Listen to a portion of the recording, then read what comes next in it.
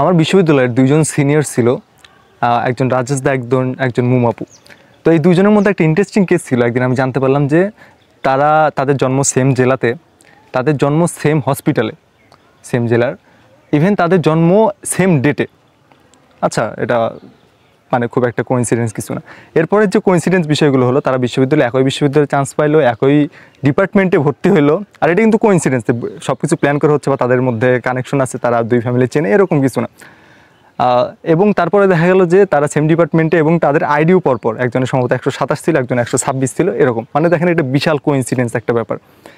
আর এই বার্থডে এরকম ম্যাচ করা, এটা খুব একটা কোইন্সিডেন্স না, কিন্তু এই যে তাদের এই ঘটনাটা বেশ কোইন্সিডেন্স আর কি, বেশ একটা রেয়ার ঘটনাও বলা চলে। তো পরে দেখলাম যে আচ্ছা, এই বার্থডের যে এই ব্যাপারটা আছে, যে এটার একটা এরকম একটা এক্সাম্পল আছে বা এরকম ম্যাথমেটিক্যাল একটা সলিউশনে আপনি পৌঁছাতে পারবেন যে ধরেন আপনি 23 জন মানুষকে র্যান্ডমলি পিক করলেন, এর মধ্যে 2 জন মানুষের বার্থডে সেম হওয়ার পসিবিলিটি 50%-এর বেশি, বা এই নাম্বারটা যদি মোটামুটি 50 জনের কাছাকাছি যায়, তাহলে দেখা যাবে যে না, ওখানে মোটামুটি পসিবিলিটি 100%ই বলা যায়, অলমোস্ট 100%, যে তাদের মধ্যে 2 জন র্যান্ডম 2 জনের বার্থডে সেম ডেটে হবে। তো এটা ম্যাথমেটিক্যালি কীভাবে এক্সপ্রেশন করা যায় সেটা নিয়ে আজকের ভিডিও। তো চলুন শুরু করা যাক।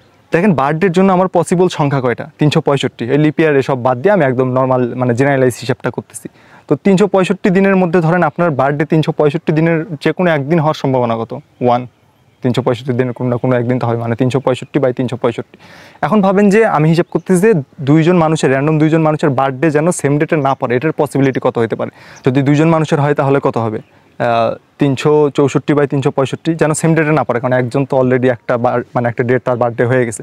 তো এরকম 3 জন যদি ব্যক্তি হয় তাহলে কী হবে? প্রথমে 365/365, এটা একজনের বার্থডে, এবং দ্বিতীয়জন যেন তার সাথে ম্যাচ না করে, গুণন 364/365, এরপরে 363/365, এরকম করে চলতে থাকবে। আপনি যতগুলো মানুষ এর হিসাব করবেন ততগুলো মানুষ এরকম চলতে থাকবে। এটা কিসের কথা বলতেছি?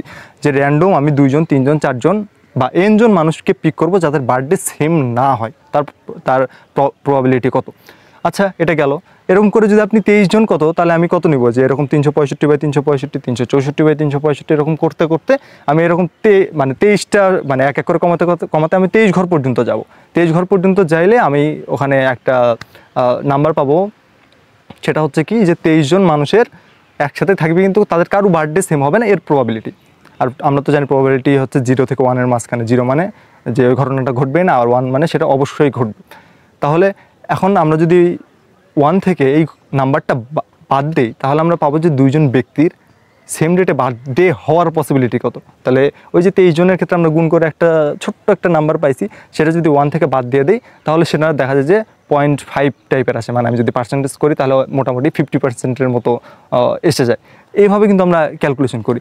এখানে একটা প্যারাডক্সিক্যাল বিষয় চলে আসে। প্যারাডক্সিক্যাল বিষয়টা হচ্ছে যে দেখেন, 365টা দিন আছে, তাহলে তো আমার এখানে 365 জন ব্যক্তি থাকা, মানে নর্মালি আমরা এটা সেন্স মেক করে যে আমার 365 জন ব্যক্তি লাগতো যেন বার্থডে আমার সেম হয়, বা যদি আমি 365-এর অর্ধেকও করি তাহলে তত সংখ্যক লোকজন লাগতো যেন 50% পসিবিলিটি হয় তাদের বার্থডে সেম ডেটে হওয়ার। কিন্তু বাস্তবে না, মাত্র 23 জন দিয়ে এটা আমার কাভার হয়ে যাচ্ছে।